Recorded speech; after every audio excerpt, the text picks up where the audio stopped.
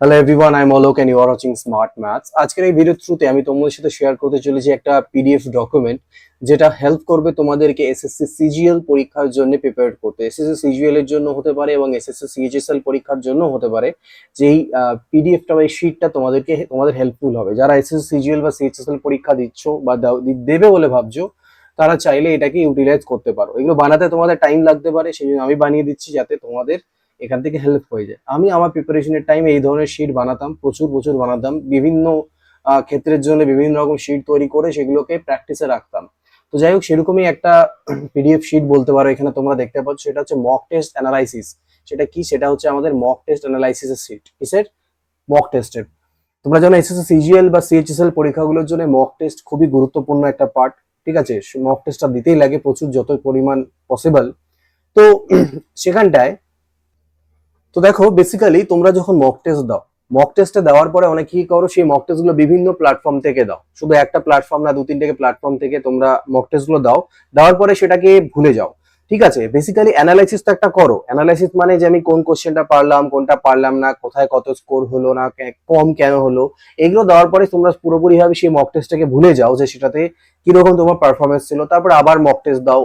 এই করতে করতে 4-5টা মক টেস্ট দেওয়ার পরে তোমার ট্র্যাকটা তুমি ভুলে ফেলো, যে তুমি বুঝতে পারো না যে তোমার অ্যাকচুয়ালি প্রগ্রেস হচ্ছে না কি হচ্ছে। কারণ হতে পারে কোনো একটা প্ল্যাটফর্ম থেকে তুমি মক টেস্ট দিচ্ছ, আর তোমার একটা স্কোর আসছে, তুমি খুশি হচ্ছে। হঠাৎ করে একদিন দিলে, 2-3 দিন দিলে দেখলে তোমার স্কোর গুলো ডাউন চালছে। ঠিক আছে, ভালো স্কোর আসছে না। বা অন্য কোনো প্ল্যাটফর্মে সুইচ করলে দেখলে ভালো স্কোর আসছে না, তখন তুমি কি হলে ডিমোটিভেট হয়ে গেলে। সেটা যাতে না হয় সেই জন্য একটা শিট আমরা মেনটেন করবো এখানটায়।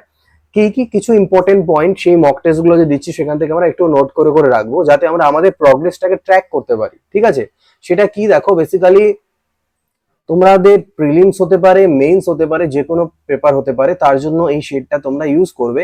যেখানে সিরিয়াল নাম্বার করে আমি 1 থেকে 30 অব্দি তোমাদের জন্য তৈরি করে দিয়েছি। মানে 30টা মক টেস্ট, 1 মাস বলবো না, 30টা মক টেস্টের জন্য তোমরা এটাকে মাল্টিপল যে একটা প্রিন্ট করে জেরক্স করে নিতে পারো, যদি তোমাদের মনে হয় যে আরো মক টেস্ট এখানটা তোমাদের অ্যাড করতে হবে।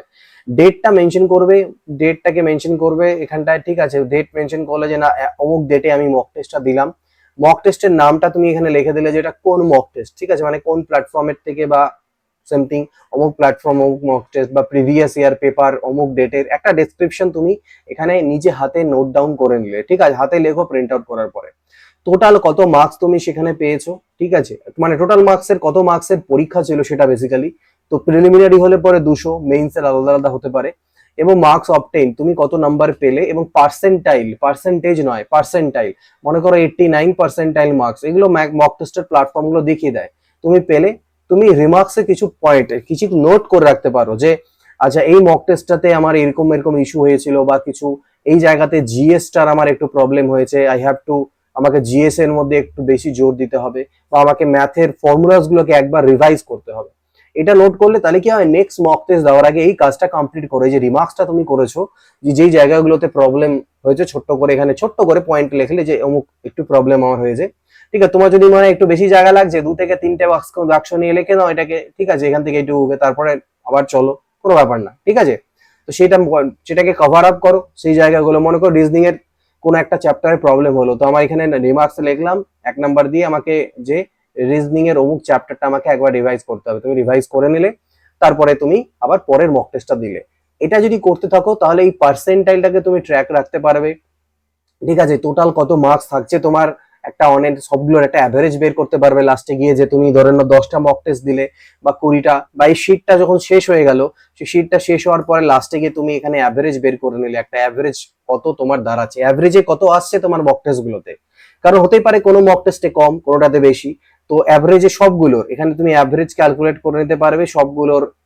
কি তোমার টোটাল মার্কস তো থাকছেই, মানে মার্কস অবটেইনড আর পার্সেন্টাইলের অ্যাভারেজ ক্যালকুলেট করে দেখতে পারবে অ্যাভারেজ স্কোরটা কি দাঁড়াচ্ছে তোমার।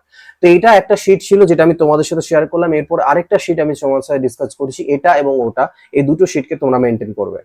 দেখো, নেক্সট যে শিটটা সেটা হচ্ছে এই শিটটা, যেটা হচ্ছে কি সাবজেক্ট ওয়াইজ অ্যানালাইসিস। যেটা হচ্ছে সাবজেক্ট ওয়াইজ, আগেরটা ছিল কি ডে ওয়াইজ বা মক টেস্ট ওয়াইজ অ্যানালাইসিস করার জন্য, আর এই পরেরটা হচ্ছে তোমাদের সাবজেক্ট ওয়াইজ অ্যানালাইসিস করার জন্য। আমি এটা প্রিলিমিনারির জন্য বলছি। Preliminary exam for SSC CGL 2025। তোমরা এটাকে সিজিএল যে কোনো পরীক্ষা যদি প্যাটার্ন চেঞ্জ না করে দেয়, এখনো যা আছে তাই থাকে, এবং সিএইচএসএল এর জন্য তুমি চাইলে ইউজ করতে পারবে। দেখো মক টেস্টের সিরিয়াল নাম্বার গুলো এদিকে মেনশন করা আছে 1 2 3 4 5 6 7 8 করে এইভাবে করে। এইখানে তোমরা দেখতে পাচ্ছ কোয়ান্টিটিভ অ্যাপটিটিউড, রিজনিং, জিএস আর ইংলিশ চারটে, ঠিক আছে। কোয়ান্টের মধ্যে থেকে তুমি টোটাল কত নাম্বার ছিল, টোটাল কত নাম্বার বা বলতে পারো কোশ্চেন্স বলতে পারো, ঠিক আছে, টোটাল এতগুলো কোশ্চেন্স ছিল, আমি এতগুলো অ্যাটেম্প করেছি, আনঅ্যাটেম্পটেড কতগুলো, রাইট কতগুলো, রং কতগুলো, এবং টোটাল নাম্বার কত পেলাম। তো টোটাল কোশ্চেন্স মনে করো 25টা ছিল, তার মধ্যে কতগুলো কারেক্ট, ইনকারেক্ট, এগুলো তুমি অ্যানালাইসিস পেয়ে যাবে মক টেস্ট দেওয়ার পরে, যে টোটাল মার্কসটা নোট করলে। রিজনিং এরও টোটাল এই জিনিসগুলো আসলো, জিএস এরও এলো, ইংরেজিরও এলো। এতে পরে এটার থেকে তুমি অ্যানালাইসিস দেখো, একটা হচ্ছে কোশ্চেন ওয়াইজ অ্যানালাইসিস, সেটা তো প্রত্যেকটা মকের পরে তুমি করবেই, সেটা আমি আলাদা একটা ভিডিও দিয়ে দেবো যে কিভাবে করে তোমরা অ্যানালাইসিস গুলো করবে একটা মক টেস্টের কোশ্চেন গুলোকে দেখে দেখে দেওয়ার পরে। এটা হচ্ছে কি আমাদের একটা ওভারঅল অ্যানালাইসিস, যে আমার কি হচ্ছে, দাঁড়ালো কি আলটিমেটলি রেজাল্টটা নাম্বারসে কি দাঁড়ালো। তো সেটাই দেখতে পাবে যে অনেকের আমি লাস্ট ইয়ারে অনেকে সিজিএল 24 সিলেকশন হয়নি কয়েক মার্কসের জন্য, এক দুজন আমাকে স্ক্রিনশট পাঠিয়েছো, তো সেটা দেখে আমি বুঝতে পারছি কারো নেগেটিভ মার্কিং কোথাও বেশি হয়ে গেছে বা কোথায় ইমপ্রুভমেন্টের জায়গা আছে, সেগুলো বোঝা যায় এখান থেকে। তো সিমিলারলি ওটাই তুমি দেখতে পেলে, হয়তো দেখতে পেলে যে তুমি জিএস ম্যাথের ক্ষেত্রে তোমার অ্যাটেম্পট বরাবর 7টা 8টা করে করতে পারছো না, আনঅ্যাটেম্পটেড থেকে যাচ্ছে, তার মানে কি তোমাকে ম্যাথের পার্টটাতে অ্যাটেম্পট বাড়াতে লাগবে, অর্থাৎ একটু সেখানে তোমার দরকার, হয়তো টাইম কম পড়ে যাচ্ছে, কেন টাইম কম পড়ছে বা এই জায়গাগুলো তুমি বুঝতে পারবে একটা অ্যানালাইসিস ওভারঅল করলে পরে, ঠিক আছে। আর তারপরে রং জিনিসটা, কতগুলো রং অ্যাটেম্পট হচ্ছে, কারণ রং হলে নেগেটিভ মার্কিং হবে, তো সেটাও একটা আইডিয়া পাবে, ওভারঅল জিনিসটা তোমার পাবে। দেখো পার্টিকুলার এক একটাতে এক এক রকম মকে এক এক রকম রেজাল্ট আসবে, ওভারঅল আইডিয়াটা পেতে গেলে আমাদের কয়েকটা মক টেস্টকে এক জায়গায় রেখে তার একটা অ্যাভারেজ যদি আমরা বের করি, তাহলে আমাদের জিনিসটা বুঝতে সুবিধা হবে যে আমরা প্রগ্রেস করছি কিনা, ট্র্যাকে আছি কিনা, সেই জিনিসটা। তো এইভাবে করে কোয়ান্ট, রিজনিং, জিএস, ইংলিশ চারটা তোমরা ক্যালকুলেট করো, এবং এটা দেওয়ার পরে এই স্কোরগুলোর বেসিসে তোমার কি মনে হচ্ছে, তোমার যদি ডাউট থাকে তুমি কাউকে জিজ্ঞেস করতে পারো, মেন্টরদের জিজ্ঞেস করতে পারো, ঠিক আছে, সিলেক্টেড ক্যান্ডিডেটদের জিজ্ঞেস করতে পারো যে কি আমার এখানে ইমপ্রুভমেন্টের জায়গা আছে নাকি কি আছে, বা তুমি নিজেই বুঝতে পারবে কয়েক কিছুদিন প্রিপারেশন করলেই যে কোন জায়গাটাতে ফল্ট হচ্ছে, কি প্রবলেম হলো। দেখতে পেলে যে আরে আমার তো এখানে আরো কয়েকটা আমি মানে নেগেটিভ মার্কিং বেশি হয়ে যাচ্ছে, তাহলে আমি এখানে নোট করলাম আমাকে নেগেটিভ মার্কিং এর দিকে একটু ধ্যান দিতে হবে, নেগেটিভ মার্কিং আমাকে কমাতে হবে। তো এই পয়েন্টগুলো যে নোট করছো না, এটা না যতই হয়ে যাক তুমি লিখছো, যখন তোমার মাথায় একটা হিট করেই, তো সেকেন্ড মক টেস্ট যখন দিতে যাবে তার আগে একবার যদি এইটাকে একবার দেখে নাও, যাচ্ছে এখানে এখানে এই ভুলগুলো করেছিলাম, এই মক টেস্ট আমি ট্রাই করবো সেইগুলোকে ভুল না করতে, তাহলে কিছুটা হলেও তোমার কিন্তু থিঙ্কিং এর উপর এফেক্ট পড়বে, অসুতরাং পারফরমেন্সও এফেক্ট আসবে। তো এই যে দুটো শিট আছে, এই দুটো শিট যদি তোমরা ডাউনলোড করতে চাও যে না স্যার এই দুটো আমাদেরকে প্রোভাইড করুন, তাহলে ডেসক্রিপশনে টেলিগ্রাম চ্যানেলের লিংক দেওয়া আছে, সেই টেলিগ্রাম চ্যানেলের লিংকে গেলে পরে কিন্তু তোমরা এই দুটো শিট ইজিলি পেয়ে যাবে, ঠিক আছে। টেলিগ্রাম চ্যানেলের লিংক আমি ডেসক্রিপশনে দেওয়া আছে, এমনিও বলে দিচ্ছি টেলিগ্রাম, ঠিক আছে, telegram.me per it's smart maths, okay, it's smart maths. তো এই দুটো জায়গা থেকে স্মার্ট ম্যাথস তোমরা জয়েন করলে পরে সেখানে আমি আপলোড করে দিচ্ছি, সেখানে তোমরা ইজিলি এই দুটো ডাউনলোড করে নিতে পারবে। তো এই ভিডিওতে এইটুকুই থাকছে, পরবর্তী ক্লাসে আবার কোনো টপিক নিয়ে আলোচনা করবো। Till then goodbye, take care, always keep practising.